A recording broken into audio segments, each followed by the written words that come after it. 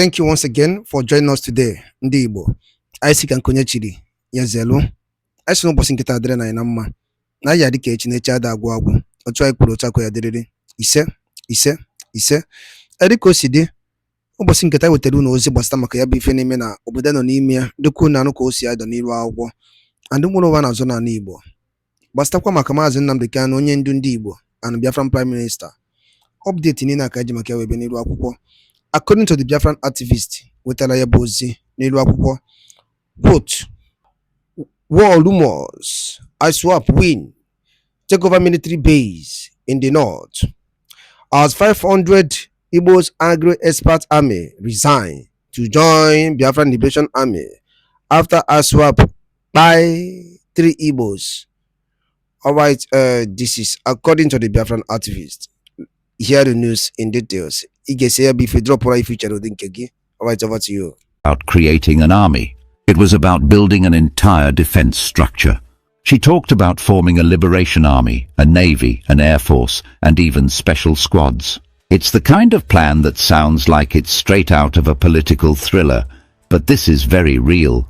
The Biafra Chief of Staff, Ngozi Orabueze, has announced the recruitment of Biafrans into the Biafran security forces.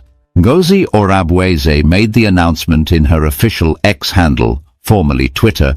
The recruitment was jointly signed with Biafra Secretary of Defense. According to Ngozi Orabueze, the recruitment is into Biafra Defense Forces, Biafra Liberation Army, Biafra Navy, Biafra Air Force, and Special Squads. The statement read, "The United States of Biafra under Prime Minister Simon Ekpa, represented by the Chief of Staff, Deputy Prime Minister and Defense Minister, is hereby calling on all eligible Biafra citizens to join the Biafra Defense Forces, Biafra Liberation Army, Biafra Navy, Biafra Air Force, and Special Squads." This recruitment is decentralized using state commanders, deputy commanders, state administrators, and special trainees. The task to strengthen our armed forces against reintegrated terrorists wearing Nigeria military and police uniform is critical to protecting the sovereignty and geographical space of the newly declared nation, the United States of Biafra. Let me tell you a story about something that has been the talk of the town lately, and it is both intriguing and intense. It's about the Biafran movement in Nigeria, a group of people who have been fighting for their independence for years. But this story takes a dramatic turn, one that's been unfolding in real time and shaking up a lot of things. So settle in, because it's a tale worth diving into. It all began on Christmas Day. Yes, on the very day when most people were at home celebrating with their families, opening gifts, and enjoying the warmth of the holiday season, Ngozi Orabueze, who is the Chief of Staff of the Biafran movement, made an announcement that sent ripples across Nigeria. She took to her X account, which many of us still think of as Twitter, and declared something monumental. Ngozi Orabueze announced that Biafra was recruiting over 50,000 men and women to serve in their armed forces. That's right, 50,000 people. Let that number sink in for a moment. Now, this wasn't just a casual post on social media. No, it was a well-thought-out and carefully worded statement. In her message, Ngozi Orabueze explained that this recruitment drive wasn't just about creating an army. It was about building an entire defense structure. She talked about forming a liberation army, a navy, an air force, and even special squads. It's the kind of plan that sounds like it's straight out of a political thriller, but this is very real. The statement wasn't just from Ngozi Orabueze, though. It was co-signed by Solomon, the Secretary of Defense for Biafra. Together, they made it clear that this was a call to action for all eligible Biafran citizens. They emphasized the importance of strengthening their armed forces to defend what they call the newly declared United States of Biafra. Yes, you heard that right. They are calling it a nation now. What's interesting is that Ngozi Orabueze's statement pointed out a specific threat. She mentioned reintegrated terrorists who are allegedly disguised in Nigerian military and police uniforms. According to her, these individuals pose a danger to the Biafran people and their territory. She said this recruitment drive was not just about defense, it was about sovereignty. It's about protecting their land, their people, and their identity. But here's where things get even more complicated. The Biafran movement itself is not a united front. There are multiple factions within the movement, each with its own leaders and followers. Some people support Simon Ekpa, who calls himself the Prime Minister of the Biafran government in exile. Others align with different leaders, including Ngozi Orubueze. It's a tangled web of loyalties and agendas, and this new recruitment drive has brought some of those tensions to the surface. Now let's talk about the logistics of this recruitment drive. Recruiting 50,000 people is no small feat. It's not just about finding willing participants, it's about training them, equipping them, and organizing them into a cohesive force. Critics have been quick to point this out. They're asking questions like, where are the resources going to come from? And how are they going to manage such a large force? Some are even skeptical about whether this is a realistic goal or just a symbolic gesture. And then there's the Nigerian army. Reports suggest that over 12,000 soldiers have fled the southeast region of Nigeria in fear of escalating conflicts. Imagine that. The idea of a growing Biafran force has clearly struck a nerve, and it's causing a lot of uncertainty within the ranks of the Nigerian military. It's not hard to see why.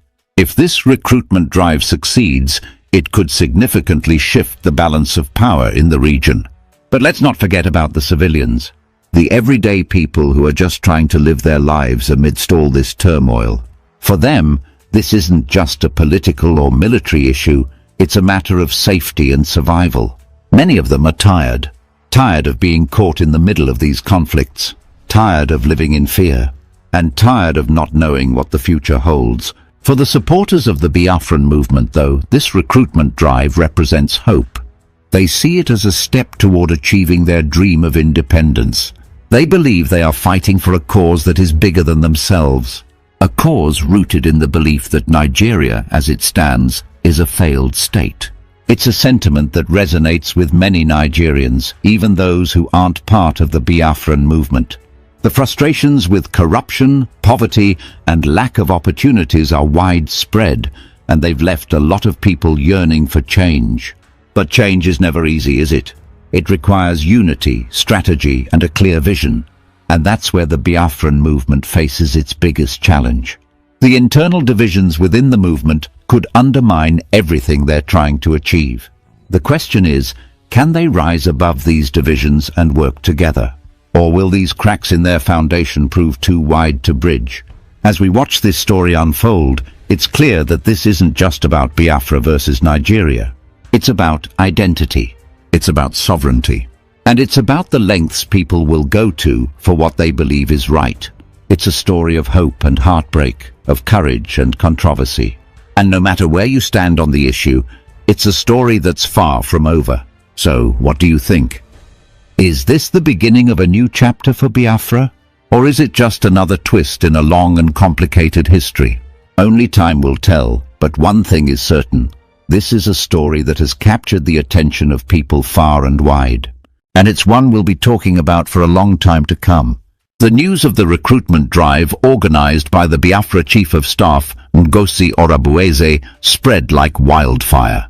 It was a tale that sent shockwaves through the Nigerian army and beyond. To truly understand the gravity of this announcement, we need to journey through the layers of intrigue, historical tensions, and the sheer determination of the people involved. It all began when Ngozi Orubueze took to her official X handle, formerly known as Twitter, to make a bold proclamation. This wasn't just any announcement, it was a call to arms, a rallying cry for Biafrans across the region and beyond. The United States of Biafra, under Prime Minister Simon Ekpa, she began, is hereby calling on all eligible Biafran citizens to join the Biafra Defense Forces, Biafra Liberation Army, Biafra Navy, Biafra Air Force, and Special Squads. These words carried weight, not just because of their content, but because of what they represented: a renewed effort to consolidate Biafra's sovereignty. The recruitment drive, jointly signed by Ngozi Oruagbeze and the Secretary of Defense, Solomon Nwankwo, marked a significant escalation in the struggle for Biafran independence. It was decentralized, leveraging state commanders, deputy commanders, state administrators, and special trainees to mobilize and organize recruits. This decentralized approach aimed to ensure that the recruitment reached even the most remote areas, leaving no stone unturned in the quest to bolster their ranks. To truly appreciate the implications of this announcement, one must understand the historical backdrop. The struggle for Biafra's independence is not a new story. It is rooted in the events of the late 1960s, when the eastern region of Nigeria, predominantly inhabited by the Igbo people, declared independence as the Republic of Biafra. The declaration led to a brutal civil war, marked by immense suffering, loss, and ultimately the reintegration of Biafra into Nigeria. However, the spirit of Biafra never truly died. It lived on in the hearts of its people, resurfacing over the decades through various movements and leaders who sought to rekindle the dream of an independent Biafra.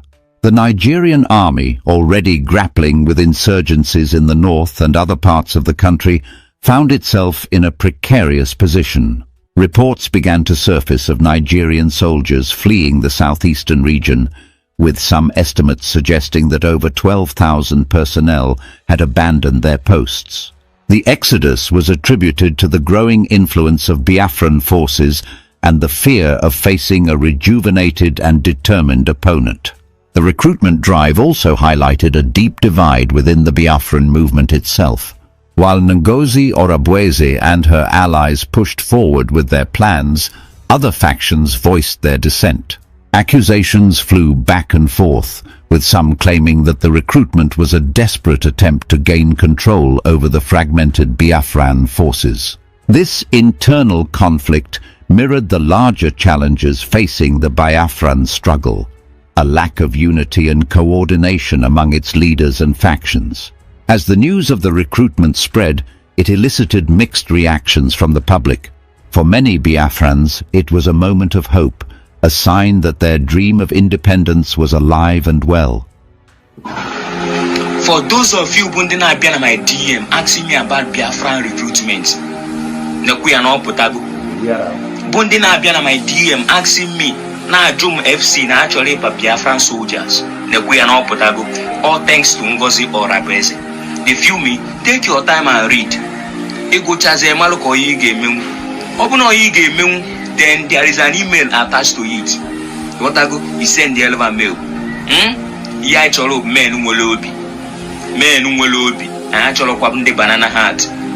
Anya cholo mde banana hat. Ya cholo men umwelobi. Okwena wata. Biafran soldiers are cholo banana hat. They feel me. Open or yi game, we send the relevant mail. When I want to share this video called as welfare. They feel me. All thanks to Ngozi Oruagbeze. I am very all the possible. When I want to go, I know we go protect our land. No matter what. No matter what, we go protect them. I get check about any. All of us. They feel me. Good. So I'm using this opportunity to warn the criminal element that are calling our people, few of our men on ground, asking them, what do you have? How many things do you have? How many sticks you have? And wanting that individual to stop. If he doesn't stop, he will get the wrath of Biafra very, very soon.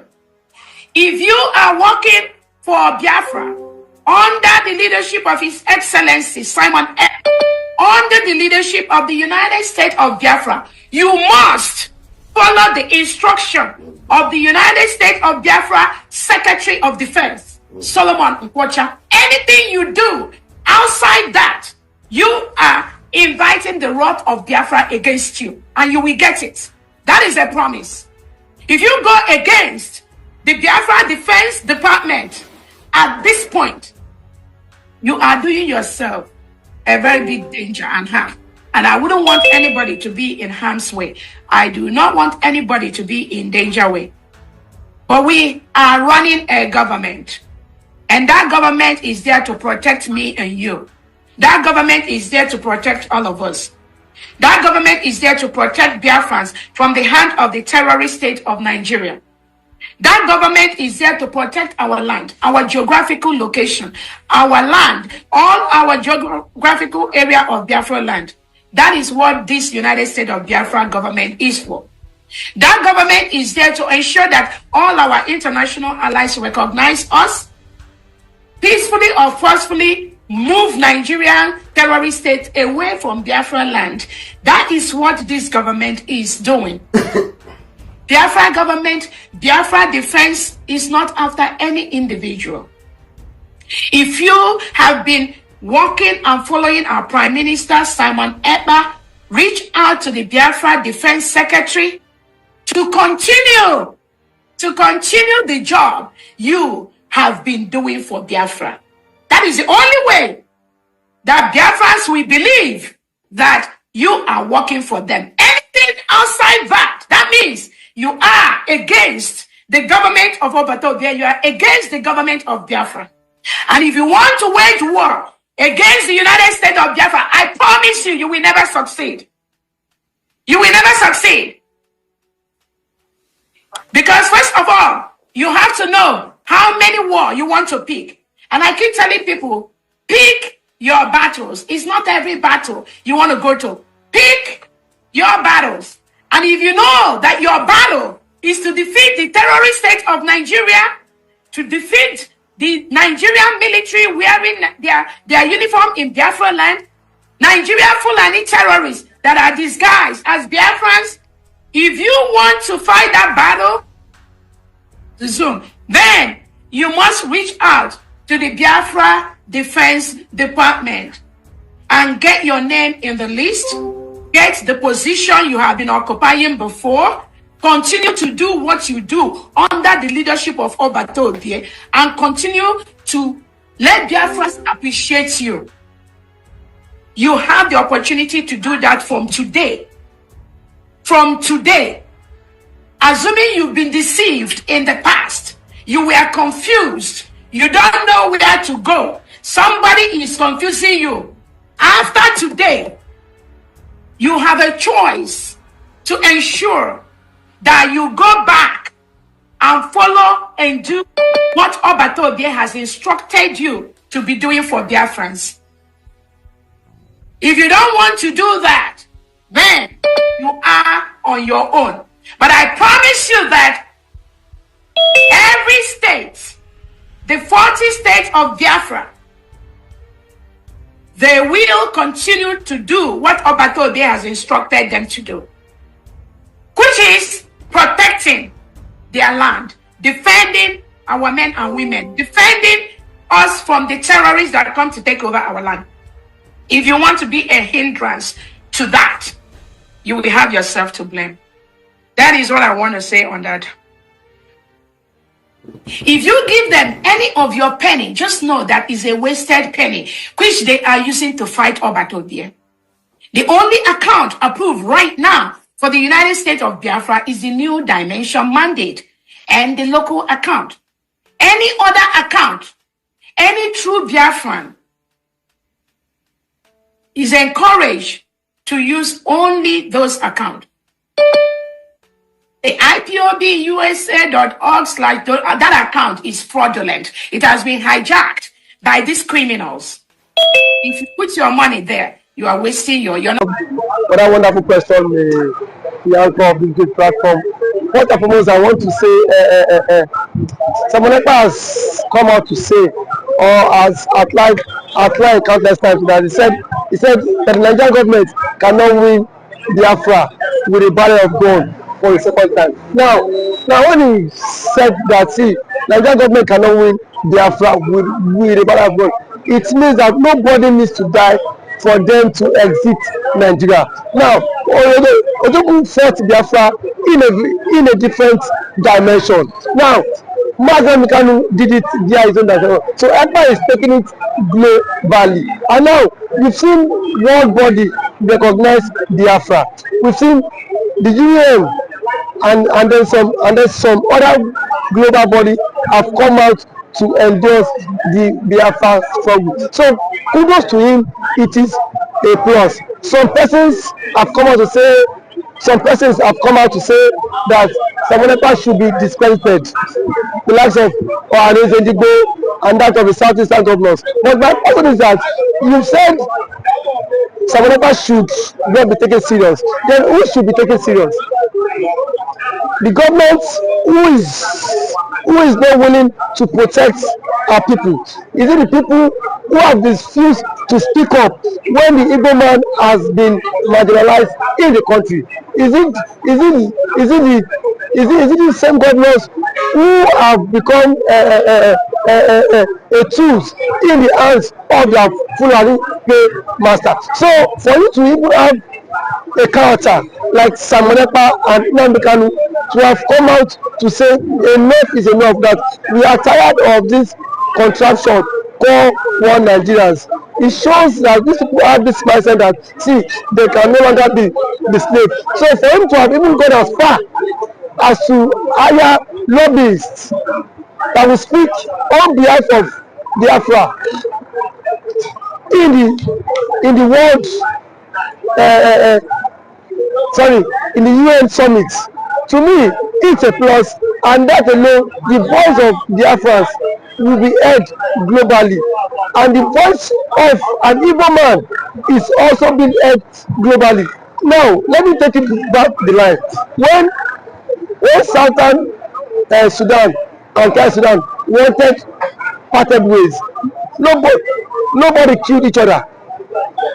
Nobody go through the route of violence.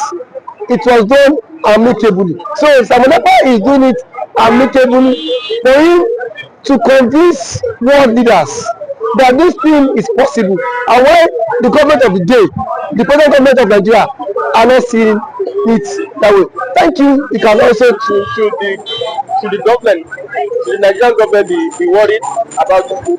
Why would they be worried?